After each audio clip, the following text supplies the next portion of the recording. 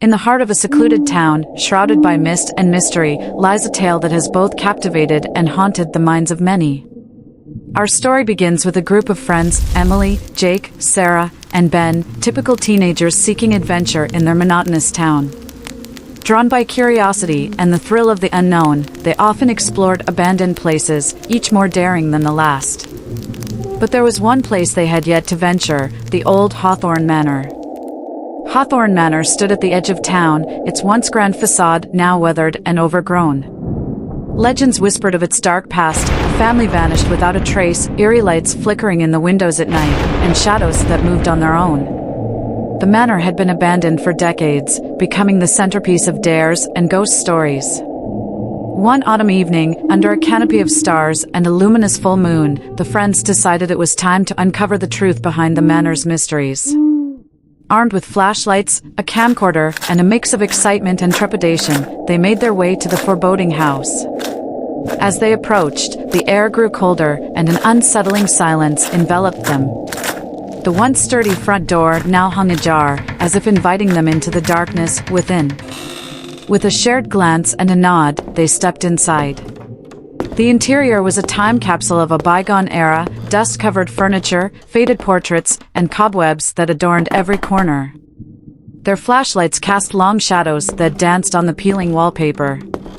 Despite the decay, there was an inexplicable sense of presence, as if the house itself was aware of their intrusion. Emily, the ever-curious leader, suggested they document their exploration. Jake took charge of the camcorder, its red recording light piercing the gloom. As they ventured deeper, they stumbled upon a grand staircase, its steps carpeted in dust. On the second floor, they discovered a study, its walls lined with bookshelves filled with leather-bound tomes. A large desk sat in the center, papers strewn across its surface. Among them, a diary caught Sarah's eye. Its pages were yellowed, the ink faded, but still legible. The diary belonged to Eliza Hawthorne, the matriarch of the family. Her entries spoke of joyous gatherings, but as the pages turned, the tone grew ominous. Mentions of shadowy figures, whispered voices, and a growing dread filled her words. The final entry was a chilling warning. They come at night. The shadows whisper our names. We cannot escape. Suddenly, the temperature dropped further, and the lights of their flashlights flickered. Ben, standing by the doorway, claimed he saw a shadow move in the hallway. Dismissing it as a trick of the light, they continued, though an air of unease settled over them. In the master bedroom, a large, ornate mirror dominated one wall. Its surface was tarnished, reflecting distorted images. As they examined the room, Jake pointed the camcorder at the mirror.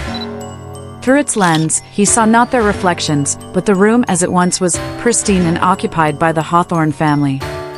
The family members appeared normal, except for their eyes, voids of darkness, staring directly at Jake. He lowered the camcorder, but the room remained empty. Raising it again, the haunting figures persisted. Panic set in, and he urged the group to leave. Doubt and fear crept among them, but Emily insisted they press on, determined to uncover the truth. They descended to the basement, the air thick with dampness and decay. The walls were lined with strange symbols, and in the center stood a large, ornate box. Opening the box revealed a collection of old film reels and a projector. Intrigued, they set up the projector, its mechanical whir breaking the oppressive silence. The film depicted the Hawthorne family engaged in a seance, attempting to contact the spirit world. As the seance progressed, the film showed the room growing darker, shadows elongating and enveloping the family. Their faces contorted in terror as they were consumed by the darkness. The final frames were of the empty room, the only movement being the flicker of the film. The room's atmosphere grew heavy, and the shadows seemed to pulse with life. The friends felt an overwhelming urge to flee, but as they turned, the basement doors slammed shut. Panic ensued as they banged on the door, their flashlights flickering and casting erratic beams. In the chaos, Sarah noticed the symbols on the walls glowing faintly. Recalling her knowledge of the occult, she realized they were protective sigils. She urged everyone to stand within the symbols, hoping they would offer some protection. As they huddled together, the shadows writhed, forming indistinct figures that circled them. The whispers grew louder, now intelligible. "Join us. Stay forever." Emily, clutching the diary, shouted passages from its pages, hoping to repel the entities. The shadows recoiled momentarily, but then surged forward with renewed vigor. Desperation set in as the friends felt an icy grip tightening around their hearts. In a final act of defiance, Jake grabbed the camcorder and pointed it at the shadows. Through its lens, he saw the true form of the entities, distorted, anguished faces of the Hawthorne family, trapped between realms. He pleaded with them, promising to tell their story, to free them from their torment.